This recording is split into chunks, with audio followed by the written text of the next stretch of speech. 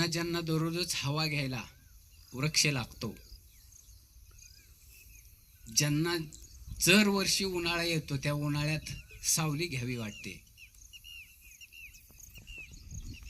ज्यांना ज्यांना प्रत्येक सीझनमध्ये त्या वृक्षाची फळे घ्यावं वाटतात, खाऊ वाटतात, अशा प्रत्येक दिवसाला आपण जागतिक पर्यावरण दिन साजरा केला पाहिजे असं माझं मत आहे.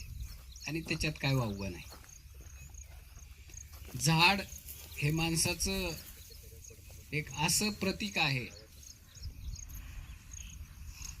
की आपण बघतो बऱ्याच सोशल मीडियामध्ये एक झाड असतं आणि एका झाडाखाली हजारो लोक सावलीचा आसरा घेण्यासाठी एकत्रित येतात. मग तिथं पशु पक्षी असतील, जनावर असतील, माणसं असतील किंवा आपल्या गाड्या घोड्या असतील, त्या सुद्धा कधी कधी सावलीखाली दिसतात. म्हणजे वृक्ष हा अनेक विचारांना, अनेक विविध प्रकारच्या व्यक्तींना, पशुपक्ष्यांना एका छताखाली आणतो, एका सावलीखाली आणतो. म्हणजे ते वृक्ष समानतेचं आणि एकतेचं प्रतीक आहे. तो कधीच त्याच्यामध्ये कुठलाच भेदभाव करत नाही. परंतु ज्यावेळेस ग्रामपंचायत झाड लावते, कृषी विभाग वृक्ष लागवड करतो, सामाजिक वनीकरण वृक्ष लागवड करतो, आमच्यासारख्या संस्था, आता कोविजन असेल, टाटा असेल, अशा अनेक संस्था वृक्ष लागवड करतात.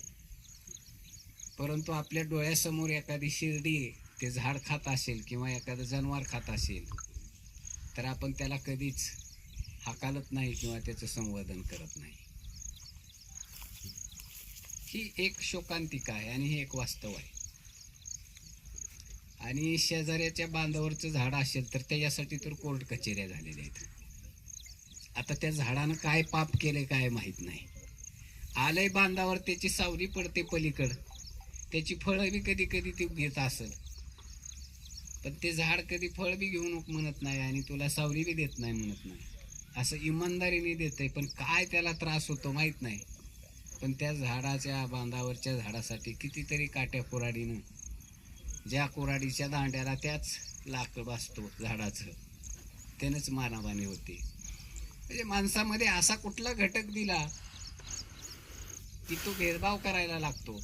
निसर्गातलं असं कुठलंही चक्र किंवा निसर्गातला कुठलाही घटक माणसाबरोबर कुठलाही भेदभाव करत नाही.